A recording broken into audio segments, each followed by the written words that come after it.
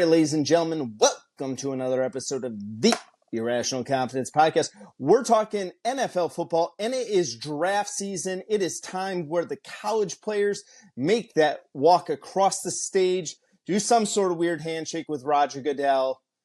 It's draft season. It's our first round mock draft. I'm joined by my co-hosts, the man that we still have a private handshake with that we still haven't shown anyone. Fresh, how you doing, buddy? Haps, doing pretty well. This is probably the best episode of the year. We always look forward to it.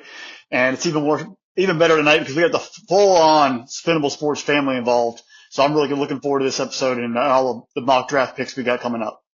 Yeah, as Fresh alluded right there, we have the full, and I mean the full slate of the Spinnable Sports family. We're joined tonight, as you guys know him before, our producer Drew, who occasionally joins us on the show, our Legal Eagle Kinger, and for the first time ever, yes, there's a first time for everything, ladies and gentlemen, the host of the Photo Finish. And if you're not a horse racing fan, you need to be. Go on. He'll teach you how to read a horse racing form. He'll preview the Kentucky Derby in May. It's our friend, Steve-O. Steve-O, how you doing, buddy? Doing great. Looking forward to drafting with you guys and, maybe getting a preview of what the NFL GMs are thinking. So, ladies and gentlemen, just to get an idea of how we set up this mock draft here is we have not made any selections with each other. No one knows the picks, so we will react just like we are one of the general managers on the clock. We all have our different views on what teams should do. We've kind of randomized the teams throughout the draft process here, trying to give everyone a different piece and different team within the division, splitting up AFC, NFC, and we'll see how this goes. Hey, before we get through here, make sure you hit that subscribe button, hit the notification bell, get notified every single time we drop a new episode. Leave us a comment. Do you agree with our picks? Don't agree with our picks? Is what it is. But let's get started with this. Steve-O, as the new man, we gave you the number one overall pick. You are the general manager of the Chicago Bears. Steve-O, you are on the clock. Well, since the Bears decided to trade Justin Fields, I think everybody knows what's coming with this pick. Caleb Williams, number one overall pick, quarterback out of USC. I think by far he's got the most talent or most upside as far as NFL quarterback. He's got speed, he's got size, he's got the intangibles. We'll see if it can translate to the next level. Personally, I've got my doubts that Caleb Williams is going to be a good NFL quarterback. When you look at what he did at USC, the big games, he wasn't there. He didn't show up. Now, he had some big games at USC, but gets UCLA, Stanford, Cal, when it came to the big time against good defenses like he's going to see in the NFL, they had his number. So I'm personally a little skeptical to see whether that talent can translate to the next level, but I think it's a no-brainer pick for the Bears. If you want a shot at a generational quarterback, you got to go Caleb Williams at number one. Bust written all over him. And if you ever wanted more, go look at our boy Drew. Great article on it, but bust all across the board. Bust. Drew, you made the comment on the website earlier, guys. If you haven't checked out spinablesports.com, our producer Drew, you made the comparison for Ben Simmons. How do you see that? How do you see Caleb Williams as Ben Simmons? Well, it was just the most recent athlete that I could remember where everything you heard was this is the next can't miss person, but every time you watched him, you were just like, well, I don't see it. And so what I went into with Ben Simmons is how can you be the next LeBron James and you can't even get your team to the tournament? One guy makes a pretty big difference in basketball. So if you're the next best player in the world, you should be able to win. I would think at USC they could get some receiver talent, maybe some O-line talent, be good enough to win some games. Steve-O put it perfect. Anytime they faced a defense that was worth anything, he struggled and ended up in the stands in tears. And it just, I don't know.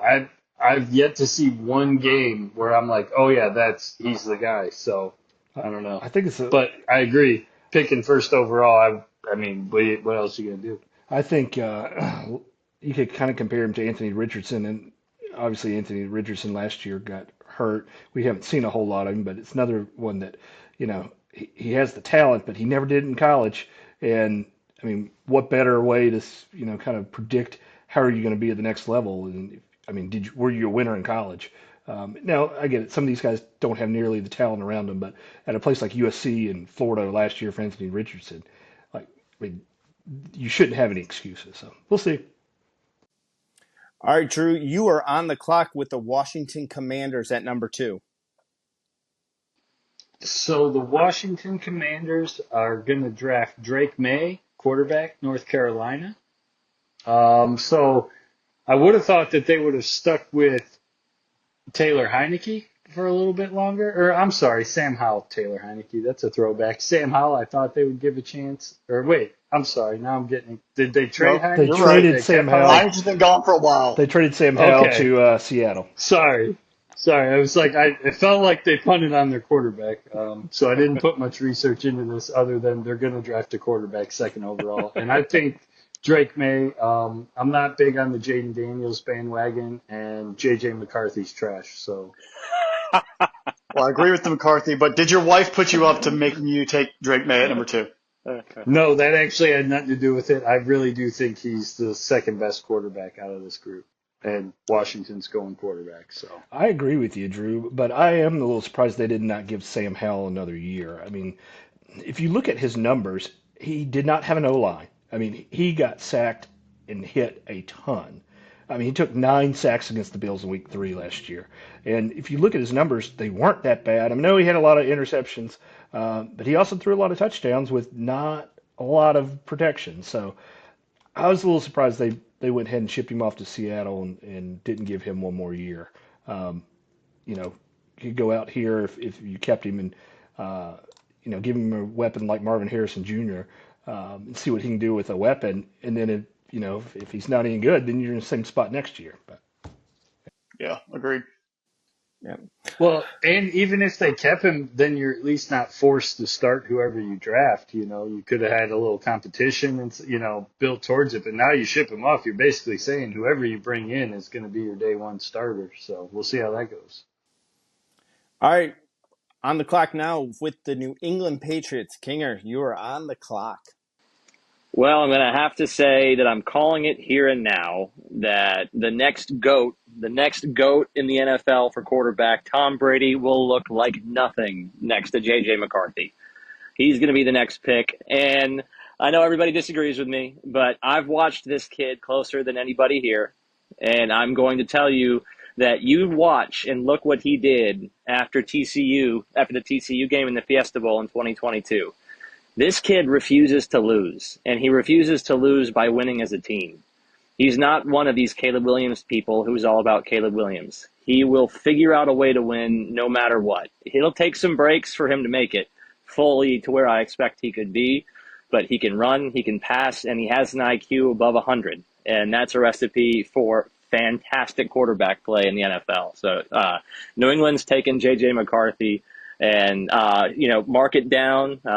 Today's date, Legal Eagles calling it. He's the next GOAT. That roster's trash. The poor kid's going to get destroyed. He's Look at what faster happened to than you Mac think. Jones. Look what happened to Mac Jones. There was no one around him, and he got destroyed too. We've got it on the record. You can throw it in my face if I'm wrong, but I have a feeling you will be, just like you doubted Michigan all season, I'd have a feeling you might be having a mea culpa in the future. I think he may have the best chance out of the quarterbacks in this class to come in and start and be successful in year one. I don't know long term if he's going to be a better quarterback than, say, Drake May. But I think given the situation, I don't think New England's without talent. I think they have some pieces. If they, depending on how they draft, you're going to see a overhauled defense that they were sorely missing last year. I think he's got the potential to be the best year one quarterback. Well, and I'm telling you, after the Fiesta Bowl, this kid has something different. All the other players are gone. The field is empty. The lights are turning out. He's sitting out there looking at the field at the TCU colored stuff coming down from the sky. Like he's wired differently. He's designed to win, maybe to a fault. Maybe that's going to end up being his undoing. Who knows? but he is not the modern day prototype. He's something different. Maybe worse, maybe better, but he makes it happen. So how much of that is real and how much of that is bias, I guess? Like you really think no, I really do like setting aside my Michigan slant, the best of my ability. And of course, there's always going to be that filter, but setting that aside, I'm trying to do this as objectively as possible.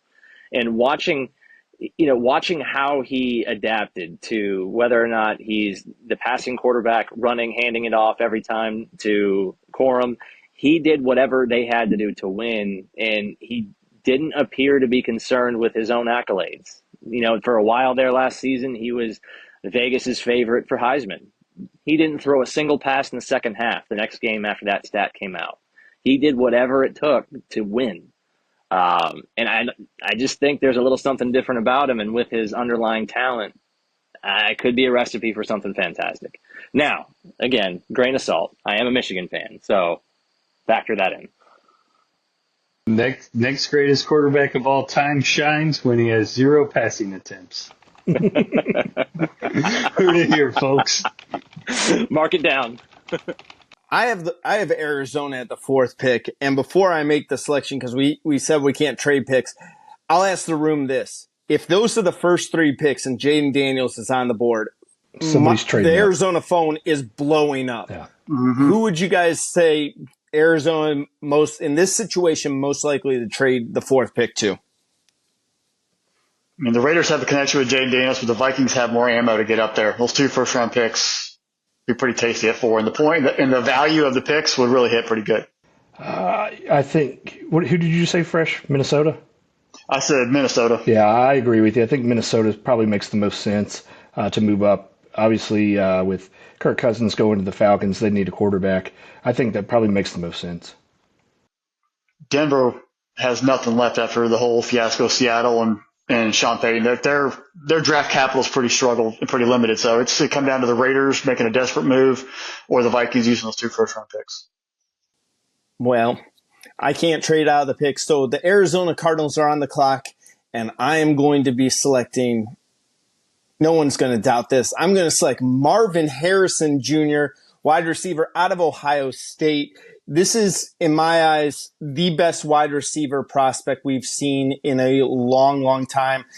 To me, he is in the same mold as Justin Jefferson.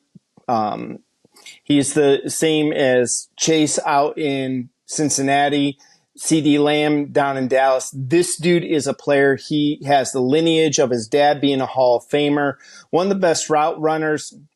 You saw the type of numbers he put up when he had elite quarterback play. We saw how good C.J. Stroud was this past year in his rookie year. People saw a little bit of a dip, and I think that was more indicative of the quarterback play he was getting from Kyle McCord.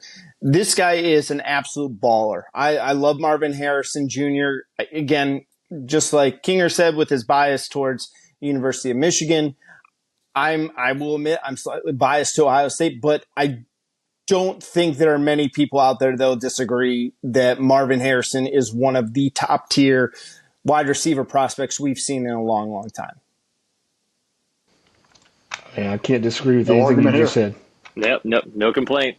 That's valid. I make it easy for you guys here. So we'll move to the number 5 pick, the Los Angeles Chargers. We gave them to Drew because we couldn't give him the Kinger here. We didn't want him drafting for Harbaugh over there. Drew, they Chargers, already had Harbaugh. I mean, come on. Drew, Chargers are on the clock here. What are you doing? Well, after losing both Keenan Allen and Mike Williams, I would have really loved Harrison to have dropped to me at this point. But I'm going to go ahead and select Malik Neighbors. So I don't necessarily believe this, but I was recently listening to Russillo and McShay talk about McShay saying that he thinks Malik Neighbors could have the best career out of all these wide receivers. And yes, that even being better than Marvin Harrison Jr. Again, I don't necessarily agree with that, but he feels like from an overall impact on the field, kind of like a Tyreek Hill factor where, there's just no guarding him type of deal. Now, I know Harrison's the prototype I would want, but I think Neighbors is the next best receiver on the board, and Harbaugh needs to get his quarterback some new weapons. I don't disagree with that one. Yeah, makes sense. No, I think Neighbors has some great speed in the middle of the field. He can make plays happen.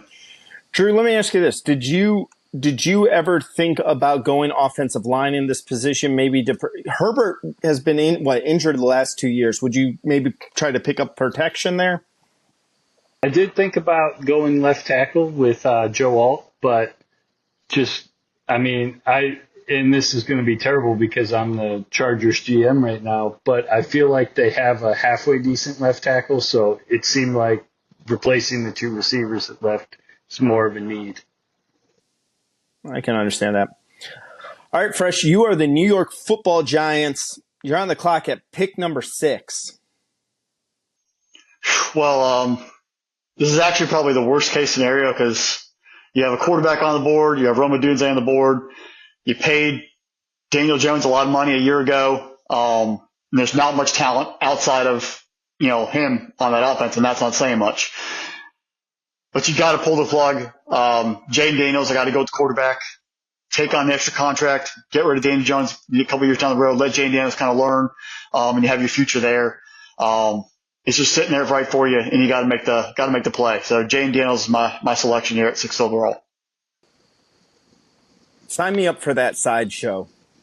Like with Daniel Jones and Jaden Daniels there, like just go out back to behind, the Giants practice facility and light the dumpster on fire already. Like after draft night, just light the dumpster on fire. It's sitting there and they're going to run up there to the podium and it's a talent you can't pass up. They already blew it up by spending money on Daniel Jones in the first place. They're going to make it even worse. And but I think Daniels is still the better quarterback on that roster at that point. Do you have any hesitation? Go ahead. Oh, I was just going to say, do you have any hesitation that they would end up potentially in the same situation where you're facing, do we now pay Jaden Daniels? And because anytime you have somebody like Jones, he had that one good year, but it's basically middle of the road, average or just below. And it's like, is that really worth 20 to 30 million a year? Or even, sometimes he doesn't even get the full season out because he's hurt. So like last year, you're going to have to dump him and eat the rest of the contract down the road.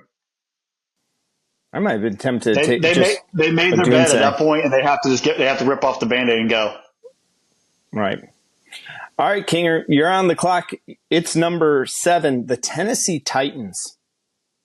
This one's easy for me just because of how terrible the pass blocking was for the Titans last year. I'm going to go with Joe Alt out of Notre Dame. Kid's been a stud since his freshman year, and I think he's like 6'9", 6'10". He's over 300 pounds, and he can move. I think he's just kind of as proven an entity as you can have heading into that kind of position. So Tennessee needs it. He's the right man for the job. Great pick there. You look at Callahan. His dad's Bill Callahan, offensive line coach forever. They're going to fix that thing as fast as possible. Yeah, and he brought in Bill with him to coach the offensive line, so you got to figure they'll be much improved. Alt's the best offensive lineman on the board. I think that's an easy pick if you're the Titans. Yep. I honestly think Joe Alt's the best left tackle prospect we've seen in probably at least 10 years. He's the highlight reel. we talk about Harrison's lineage too, and people forget that Joe Alt's dad played in the league for, I want to say, like a decade and was a 2-time All-Pro, and when he retired from the NFL, started coaching offensive line with his son. So this kid's been well coached all the way through his career. So I love Joe Alt. I think he's, like I said, I think he's one of the best left tackle prospects we've seen in a long, long time. I think you pair him with Skoronski there. You have the solid left side of the line there to protect Will Levis, and that gives you something to build with. Yeah, people forget that they moved Skoronski inside to left guard too there. All right, true. I have Atlanta. I'm on the clock, and we've had 7 picks in a row on the offensive side of the football. The Atlanta Falcons, they're going to break that trend. We need some pass rush for the Falcons. I'm going Dallas Turner out of Alabama. I'm taking him because he is one of the better pass rushers in college football this past year. You saw what he was able to do 2 years ago when paired up with Will Anderson. Anderson made a great transition to the NFL. Alabama players are very well coached. They make a nice, smooth transition into the NFL. I think that he may not have an elite level ceiling, but I think he has an extremely high floor. I think this is the type of guy that you can play. He can be on the left or right side of your defensive line. You can move him around, and he'll play in the league for 8 to 10 years minimum. Probably could, on worst case scenario, a 6-7 sack per year type of guy. But if he does have a great career, if he does progress through his as he goes along from his rookie season, this guy could be a TJ Watt level type of player. I mean, that's getting crazy, but that's the type of talent and potential that's in there.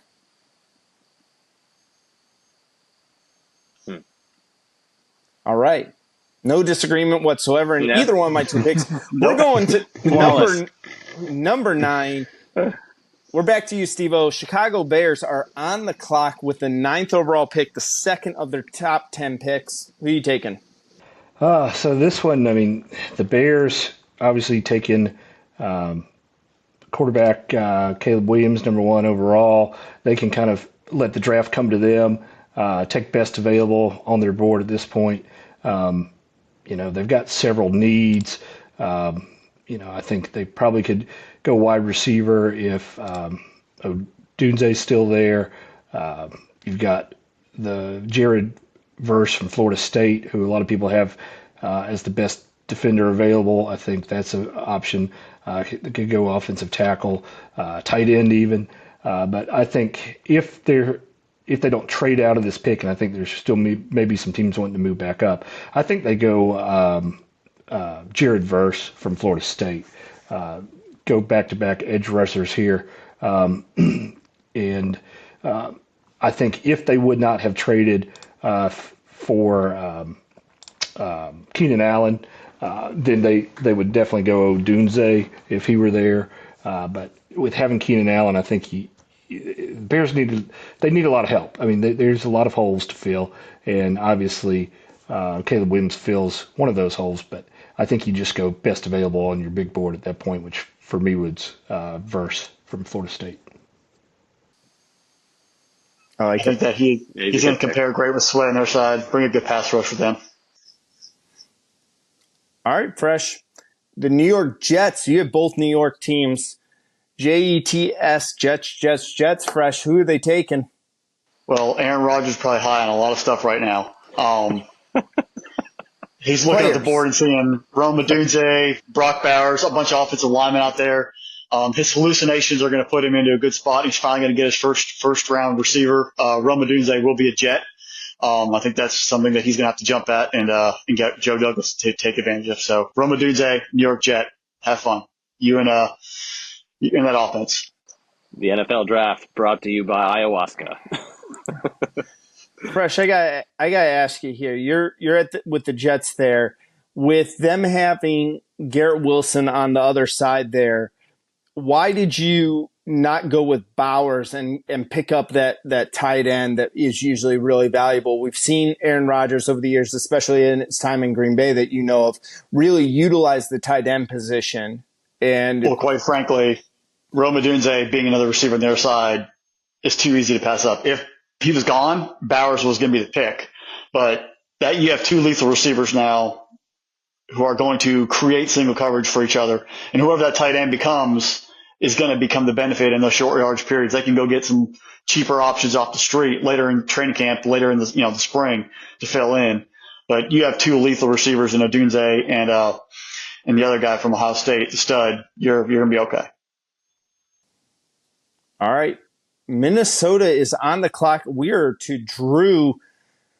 The Vikings, man, this is an interesting pick here. I'm intrigued, Drew. Who's Minnesota taking at 11? Well, there's a lot of discussion in the draft room right now, and we're between two picks, but I think ultimately, just given what could happen, I know we're not doing any trade talk here, but I'm going to go ahead and draft Michael Penix and go ahead and address the quarterback need. I don't necessarily think that's where it'll all play out for Minnesota, but I do think they'll leave the draft with a quarterback, whether they trade up or they get somebody at their pick. So I will be drafting Michael Penix, quarterback. All right, why Michael Penix over a guy like Bo Nix? Not a fan of Bo Nix, personally. And I don't really understand. I guess this would be like the reverse of the Ben Simmons, Caleb Williams comparison in that all I hear are reasons why Penix won't translate to the NFL. And not all of it, but a lot of it just seems to be that he's left-handed and that he dealt with some injuries and he's older.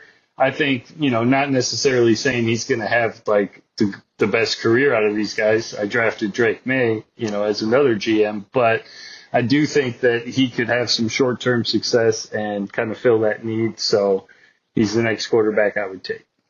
I think realistically, Minnesota either trades up or trades back if they're in that situation and they don't get up for J.J. McCarthy or somebody else earlier in the draft. I think if they're in that spot, I think they probably trade back for some more picks because they're another team that they need more help than just quarterback. Their defense was not very good last year. Offense was really good before Kirk Cousins went down, and then after Kirk Cousins went down, you could just see they didn't have the pieces needed. But so I think that's a team that probably stocks up on more draft picks if they're in that spot come draft night. Yeah, and the offensive line had issues too. So, you have two great receivers. You have a tight end. You got Aaron Jones, a running back. But if you can't block anybody on defense, ain't stopping anyone. You should be scoring 30 a game, which is tough with a rookie quarterback. All right. Does anybody else here think, like, who else thinks Bo Nix over Penix, I guess, if you were taking a quarterback? I think it's a gamble. That's a real hit or miss. I'd be 50-50 on that. I think it depends on the situation. I think that taking Penix into a situation like Minnesota, again, if they could solidify that offensive line a little bit, because Penix does throw a really good deep ball. He's got a nice setup. Remember, everyone wants to talk about Justin Jefferson. Remember, Jordan Addison's on the other side there and going into his sophomore season. Jordan Addison, fresh, and I have been extremely high on for all of his years playing college ball, and it kind of started to see a nice transition to the NFL. I think that's a good situation for Penix because he has a better arm than Nix. So I think you're smart taking Minnesota there than Bo Nix. Again, if you were a team that was more of a West Coast offense, you're going to, try to get your playmakers in space and let them make the moves, get some yards after the catch. I think that's a better position for Bo Nix. I think that he has a better touch on the short and intermediate routes, where Penix has got the one where he can stretch the field. Not that Penix is bad in those intermediate routes, but I watched a lot of Washington, and there's times, especially in those intermediate areas, where he would overthrow his receiver because he does have a cannon attached to his left shoulder. I think Bo Nix is, like you said, a lot better when he doesn't have to do it all. He's better dinking, dunking, lead the team down the field. But when the game's on the line and it's on his back, I don't know that Bo Nix has got what it takes. You saw he did well in Oregon, where the level of competition in the Pac-12 is not quite what it was in the SEC. But every time you saw him play a good defense, he couldn't win couldn't come through when it really counted. And so I don't necessarily disagree with Penix over Nix in this spot. Or late versus Washington, those three big critical games he had in his career, just couldn't get it done. Yeah. All right, we're to the 12th pick. It is the Denver Broncos. Kinger, you're on the clock with the Broncos. Who are you taking? It's a tough call. I think there'd be a lot of people screaming back and forth about which road to go down, because I think they need a lot of help in a lot of different places. But with where we are and who's already been picked, if I'm making the call, then I am going to go with Brock Bowers. Denver had some of the worst numbers from tight end as far as completions and passing, and I think Brock's got I think he could add a lot of versatility to what they could do out of that tight end spot, and he'd be a good addition. I don't think there's anybody in some of the other power positions that Denver really needs that would overlap what he could do. So I'd probably second guess myself some, but I would take Brock Bowers. And being a Georgia fan, I think Brock Bowers is going to be a very good pro. I think he could be Kelsey-esque, but if I'm Denver here, I think you got to go offensive tackle, or there's a bunch of other needs other than tight end, because who's going to throw him the ball? I mean, that's a problem. Short passes, very short passes, right over the middle. I mean, they're probably the biggest team right now where all those quarterbacks are off the board. They're just in panic mode, and they actually might trade down because there's nothing left. They have so much. They have so many holes. It's not even funny. Yeah. Yeah. I think a guy like Bowers, though, could. While you said who's going to throw him the football, a guy having a tight end like Bowers, who's so sure-handed, who is ability to break something off, could, amplify subpar quarterback play. And you got to remember, too, Denver's without their second-round pick this year because they traded for Sean Payton. So, I mean, that's not even – that is a problem. I mean, that doesn't even help you on the field. I mean, arguably it does, but, there's a lot of holes there. There are. So, all right, we're going to Las Vegas Raiders. I'm on the clock with the Raiders. This is a tough one for me because at this point, there's a lot of debate in Las Vegas. Do I take a guy like Bo Nix here in this position, because they definitely do need a quarterback in this spot here? Cornerback is a huge need for them as well. They definitely need to address something on that defense as well. I could even also, there's some great offensive line talent still available for me right now. I said it in my mock draft, and I'm going to say it again. I think Las Vegas Raiders are looking at Bo Nix, and they see the 8,000 passing yards. They see the 74 touchdowns and a 70% completion percentage. And that was always the stat that I was taught when you look at talent. Take a look at guys' completion percentages in the college level. Guys don't usually improve their completion percentage in the NFL as things get tougher. So I'm going with Bo Nix because he's accurate. We can build around him. And Las Vegas still does have draft capital. They're not in the same tough situation as fresh outlined with Denver. 6 quarterbacks in the first 13 picks. Whew. And I think that's partially a product of how we're doing this mock draft. I think actually on draft night you're going to see a fair amount of trades, teams moving up to get their guy, and then I honestly don't think if Bo Nix goes, could be back in the first round. If that, Michael Penix, same thing. I don't know that these guys are going to be going in the first round. 28 to 32, maybe someone trades up, get that 5th-year option, make a late move. Yeah. I think that they're getting paid and they're happy. There's so many teams though that need quarterbacks, and like without a quarterback, you're telling your fan base that you have completely nothing on the year. I mean, Las Vegas, who's going to play quarterback for them? Denver, who's going to play quarterback for them? Again, Denver, Minnesota, and then you have Chicago, Washington, New England. You have 6 teams in the top 15 that desperately need a quarterback. So true. I mean, just because they're a quarterback in the draft doesn't mean that they're a franchise saver. Right. I agree with you there, Fresh, on that one. But I think that sometimes these GMs get a little desperate. We all knew how I felt about Anthony Richardson last year, and he went 4th overall. Giant mistake in my mind. All right. Not going to rehash the past. Go back and listen to our last year's mock draft episode. He did call, yeah. I already dumped on Anthony Richardson in this podcast, so, I obviously agree with you. Yeah. All right. Had it canned for a year. Well, all right, Steve, we're putting you back on the clock. You are the New Orleans Saints. You're at 14 here.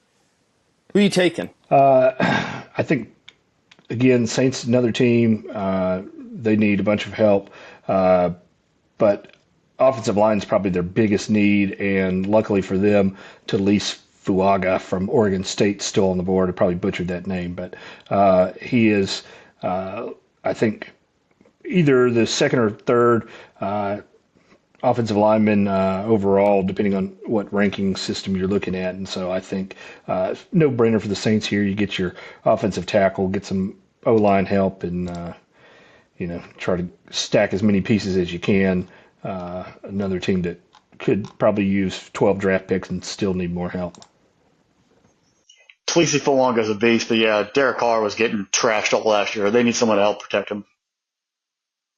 Well, Funga didn't allow a sack at all at Oregon State. He is on the right side of the line, and he actually graded out better as a run blocker. This guy is a nasty, nasty dude and will run guys over there in New Orleans. So, all right, Drew, you're on the clock in Indianapolis, and the Anthony Richardson Company. You get that joy. The AR going. All right, who you got? 15, you're on the clock.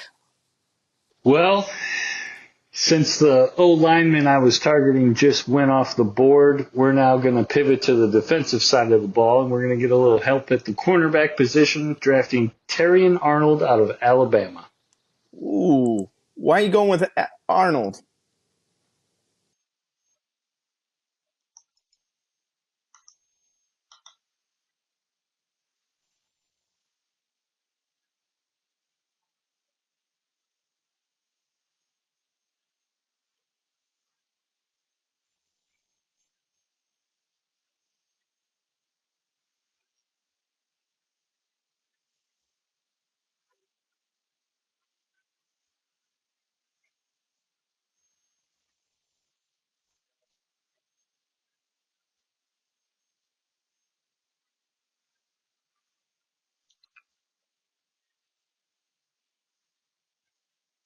I think he's the best corner on the board. I don't, the gap may not be that big, but I definitely think he's number one cornerback on the board. If he's still there, I think that's a good pick.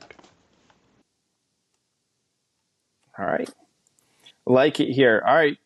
The Seattle Seahawks are on the clock. Kinger, you have the Seahawks. You're at number 16. Okay, so here's another one where kind of pivoting as to what's already been taken, some different choices that may have been more ideal for this team. And I'm kind of going back and forth because I think Seattle needs a lot of help with their line on offense, as far as pass protection especially. And before Zach Zinter broke his leg, I would say he'd be one of the top offensive linemen to go. But I just don't know, having two broken bones in the leg. I'm sure he's healed up fine, but I just wouldn't trust it. So I would probably go with Christian Haynes for O-line. That's who I would take.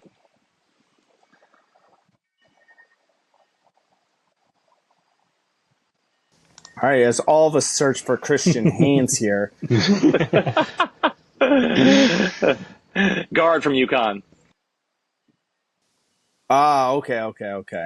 I got him here. I was sitting there going, Christian Haynes. Let me find him real quick here on my sheet here. He's one of the top guards from certain metrics, I guess. Depends on where you're looking. I gotcha. I found him. Yeah, I think he is probably one of the top guards. A lot of offensive linemen ahead of him on the big board, though. I don't know. Yeah. Interesting pick. The left side of Seattle is pretty weak. I don't know. I think that he could fit that spot with some of the things that happened to Seattle last year as to who left and where they've got true gaps of basically nobody. All right. Jacksonville Jaguars are on the clock at number 17. Fresh, who you got? Jags need a lot of help in the secondary, and that will be taken care of with Quinyon Mitchell out of Toledo taking care of this pick. Why'd you go corner over wide receiver there? I think with the value receivers down the board, we still have tons left. You want to get yourself more of a prime corner now. Let receivers fall to the second or third round and grab some value there. I mean, I can't fault you on that one. That'd be a tough call for me. So, and they've already shown they don't want to pay a receiver by not wanting to. They don't want to shell out tons of money to Calvin Ridley. So, play the low ball on the receivers. go for your defensive backs, try to rebuild the defense because the defense did let them down late down the stretch anyway. Right. Fair enough. All right, I got the Cincinnati Bengals. They're on the clock at number 18. They need to protect Joe Burrow. I'm going offensive line right now. The debate for me, is Ali Fashanu out of Penn State and Troy Fautanu, the left tackle out of Washington. I'm going Ali Fashanu, left tackle out of Penn State. I'm going to, again, kind of similar to what Drew was saying about needing going a little bit more of, he faced a little bit better pass rush in the Big Ten than out there in the Pac-12. Although, it remains to be seen. The thing that I like, Fashion, grades out great as a pass protector, great quick first step, didn't allow a single sack at Penn State during his time. Again, I would make the argument if Joe Alt's not in this draft, I think that Fashanu would be the top overall left tackle on the board, and he's a day one starter for me. All right. He's a monster. Can't really pass that one up. So I'm 3 for 3 on people not asking me a single question after my pick, but okay, I'm all right with that. Flawless. Flawless victory. That's all right. Yeah. Fatality. So we're on the clock. The Los Angeles Rams are on the clock. Steve-O, you're on the clock for the Rams. What are you going with the Rams here? I think the Rams are definitely going defense, whether that be Newton, the defensive tackle out of Illinois, or you've got the edge rusher from UCLA, Latu still on the board, or even Nate Wiggins, cornerback from Clemson. I think all of those could be potential to go right here. But with Aaron Donald retiring, that's a big hole to fill. I think Kobe Turner looked really good last year as a rookie. Should take another step this year to help the defensive line. But I think you go edge rusher. I think you go Latu out of UCLA to help that defense, put some pressure on the opposing quarterback. You're not going to replace Aaron Donald. Nobody that you draft here at number 19 overall is going to be a replacement for Aaron Donald. So I think you take the best available defender and move on. Yeah. Latu's my favorite edge rusher in this draft after Dallas Turner. 23 and a half sacks for the UCLA Bruins, man. That for out of 2 years. Kid can get after the quarterback in there. I love it. So, all right. We'll go to the number 20 pick. Fresh, you're the Pittsburgh Steelers. You are on the clock. Well, the Steelers do have an issue with at one of the tackle spots, but they also have a major issue in their secondary last year. Had a lot of guys come off the scrap heap to sort of fill in down the stretch. They've got to rebuild that secondary. They did go out and get a corner there from the trade with Johnson going to Carolina, bringing back the corner, but I think they need more. In this case, they're going to draft Nate Wiggins out of Clemson and pair him with Joey Porter Jr. on the other side to give them perimeter. The way the AFC North is looking with the Browns, the Bengals, the Steelers, their passing games, the way the offenses have evolved, they need guys in the secondary to help support that pass rush, and that's what Wiggins will do on the other side. I think it's a solid pick. Mm-hmm. I can't celebrate a Clemson player, but okay. All right. Miami Dolphins, 21st. Drew, you are on the clock with the Dolphins here.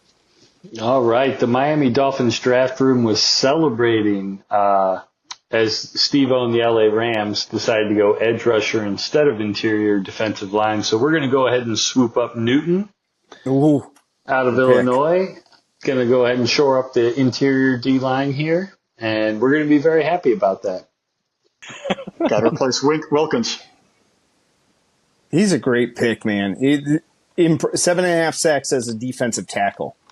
I really think if he's available and they hold this pick and they don't trade it, I think who knows what they'll do because they've made some questionable personnel decisions, but I think it fills an obvious need. So, absolutely. All right, King, we are back to you. You are the Philadelphia Eagles. You have the 22nd pick. I'm intrigued to see where you go with Philadelphia here. Ooh. I keep on going back and forth. Everybody I had kind of picked for this one has been taken off.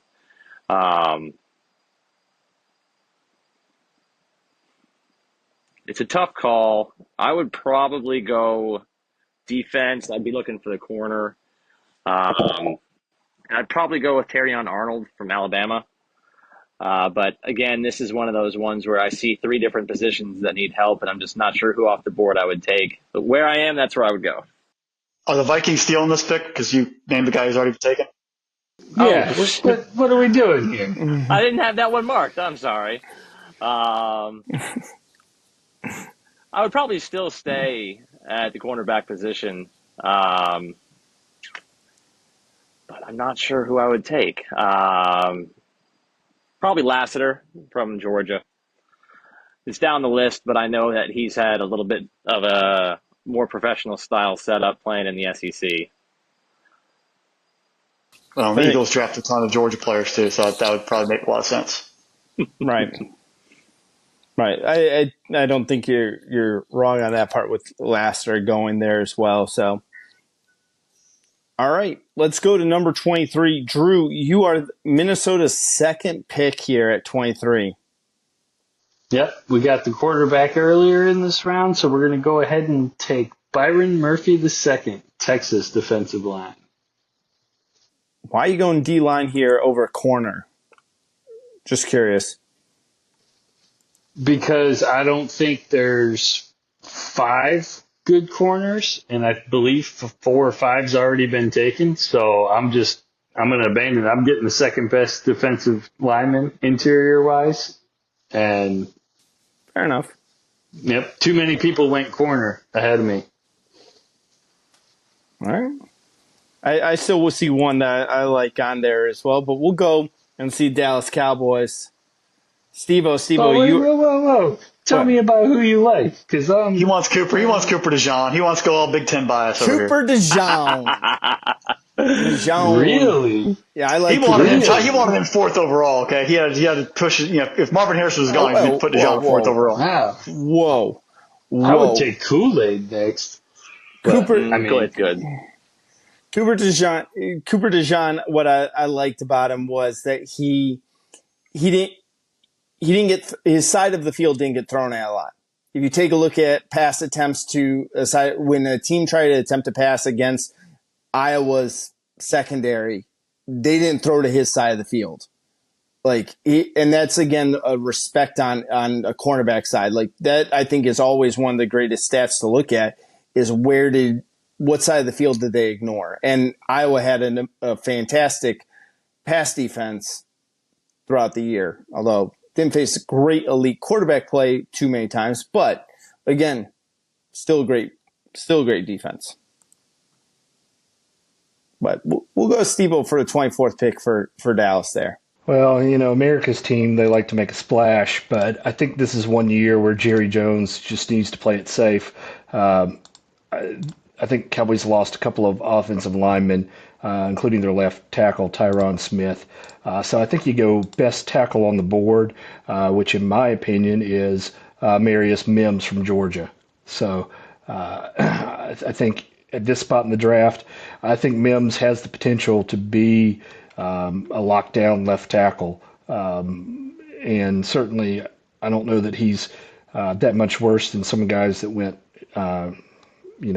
10 picks ago. And so I think if Mims is still there, do the smart thing, Jerry. Don't do the flashy thing this time. Right. Any concern with the injury history there, Steve-O? I don't think so. I think, Mims missed a few games throughout his career, but, when you're playing left tackle in the SEC and going up against defensive linemen that are 300-plus pounds and can still move, run quicker than some wide receivers at other schools, then there's going to be some injury. I don't think it was anything chronic or anything that would scare me away off Mims. Okay. All right, Fresh. You are the Green Bay Packers. You are on the clock at 25.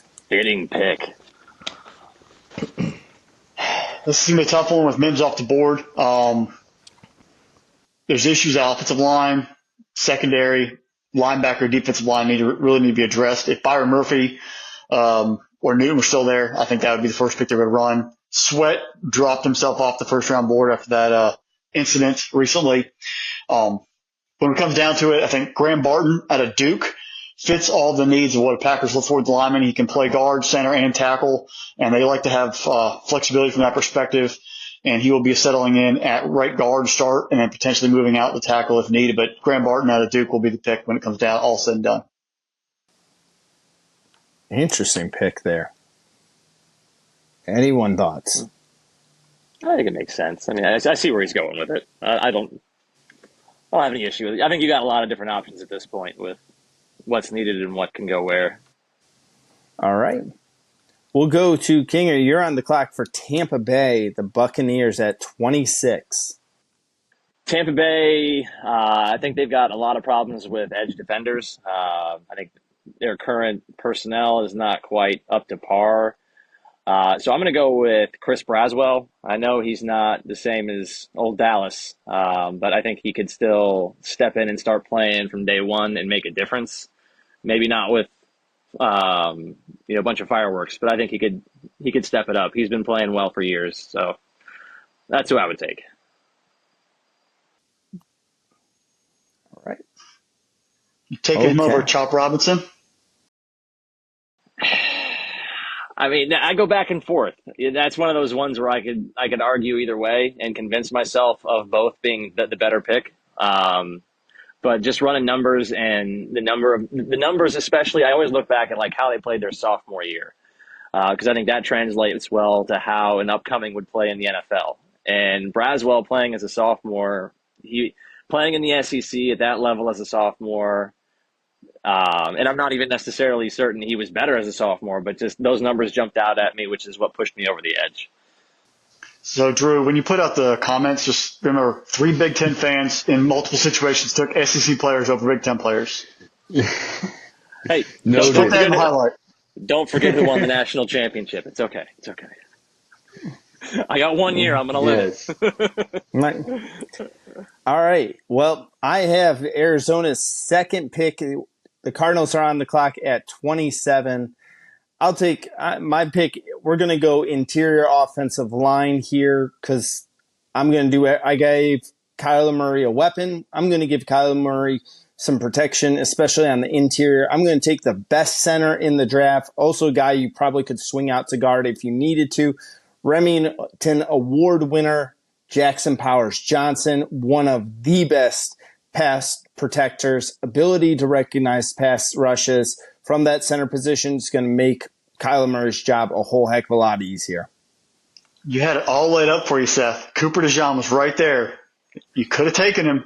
I could have, but then I would be acting as myself instead of what I would believe that Arizona would be looking at with that one. But I did think of Cooper DeJean in that moment there. Let's see if he stays here in the first round. Steve-O, the Buffalo Bills Mafia. Who are you taking for Bills Mafia? The Bills are just jumping for joy that this guy is still here. After losing Stephon Diggs, trading him to the Texans, and Gabe Davis going to the Jaguars, Buffalo needs a receiver for Josh Allen. And Brian Thomas Jr. is still on the board from LSU. I mean, that's a no-brainer for this Bills team. I expected him to go kind of middle of this first round, and if he's still there, Josh Allen's got to be liking what the Bills do. He's running that ticket up at the stage himself. Yeah, I'm with you, Steve. I can't believe Brian made it that far. Like, he dropped that far. If he gets past Jacksonville, like, he's one of those players where I could think someone would trade up for him. And we talked earlier, some of these teams, Minnesota, kind of the pick I had with New Orleans there, kind of in the middle of the round. Those teams could certainly trade out, and a team could move up for Brian Thomas Jr. I definitely believe he could. He's probably will not be there at 28, but if he is, then Buffalo they'd be loving it. Right. And that's what makes draft night so entertaining is that you just wait for the alarm and who's trading up and who's getting what, and who they going for. It just causes that much chaos and excitement. It's wild. All right, Kinger, you are on the pick. The Detroit Lions are sitting there at the 29th overall pick. Who are you taking for Detroit? Detroit, I think they need help more on defensive secondary. I think they could use some things offensively as far as some targets, but I would probably go with safety. And I'm oscillating back and forth between the SEC and the Big Ten now. Thank you, Freshly, for that. Ultimately,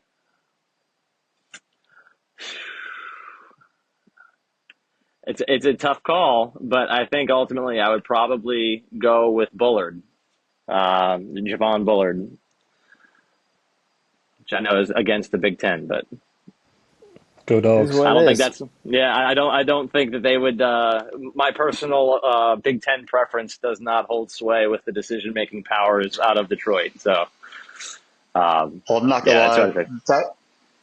Any of those safeties would fit with that defenses and Aaron Glenn, those guys. Like, they want people to hit, and those dudes are going to hit somebody.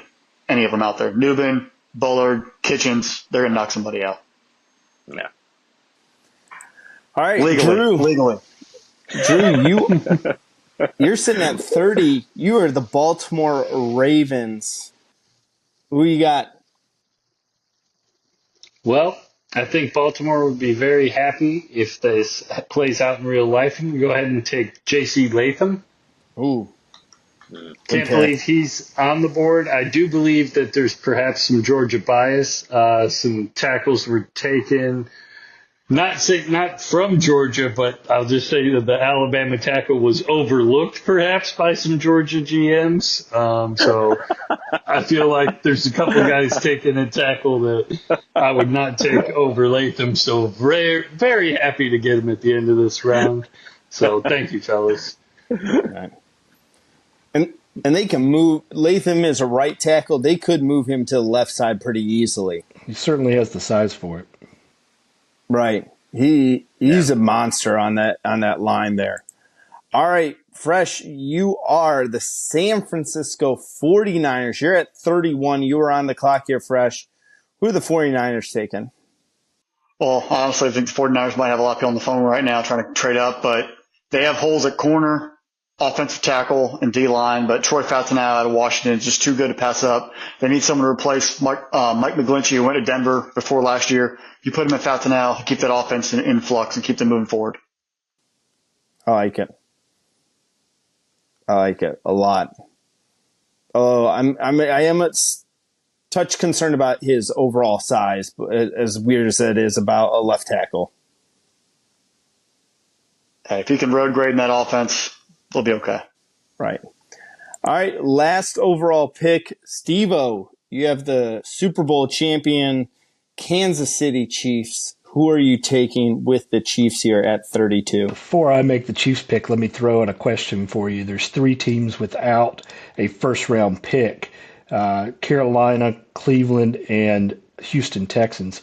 What team do you think is most likely out of those 3 to move into the first round? I would say Houston. They have the ammo, and they're in that win now mode. Carolina, I think, can wait a pick. I think it depends on who is on the board sitting at where we're sitting here with everything off of the board. Carolina needs a lot. And I kind of agree with Fresh. Like, they could wait a pick. Cleveland, I don't feel like has the draft capital to move up into the first round. They don't. So probably leave again. I think it has to be Houston if anyone's going to move up. I'm intrigued to see who they would want. Would they want to go like offensive tackle? Would they want to go work on their defense in that secondary? I'd be intrigued to see who Houston would want to target to move up from the second round into that last pick in the first round. Yeah, I guess, is that the question? Like, who's most likely to trade to 32 or just in general trade into the first round? I think in general, trade into the first round, but certainly, we can only talk about what we're looking at with our mock draft. But I agree. I think Houston probably picks their spot. They've got a lot of draft capital. They can probably pick their spot and move back in wherever they want if they see a guy they like. All right, I guess I'll make a pick here. Kansas City just won the Super Bowl, and again, they're sitting in a good spot here. They've got several needs. I think wide receiver, offensive line, cornerback, defensive line. I think if they make this pick, it's best available on their big board, whether that be Cooper DeJean out of Iowa, Chop Robinson out of Penn State, Kool-Aid McKinstry out of Alabama. And then you've got two wide receivers still on the board, Lad McConkey, A.D. Mitchell, I think, are both receivers that could go late first round here. I think you take best overall, best available, and I think that's Cooper DeJean from Iowa. And so, it's certainly just a guy that can help a team that's already pretty loaded. I think there's going to be spot. Kansas City's going to draft a wide receiver at some point. I don't think you necessarily have to go wide receiver here with all the talent still on the board at that position. I think the trade of Snead helps force that pick as a little bit too. Yeah. Right. All right, so that is our first round mock draft here, ladies and gentlemen. Real quick before we head out, you guys are sitting here. First round has fallen. Let's say all of these players are off the board. It's the 33rd pick. You have 24 hours to pick up the phone and try to talk Carolina. Who are you trying to, if you were trying to get into that 33rd pick, who would be the player that you would want to target at 33? I think it depends which team you're talking about.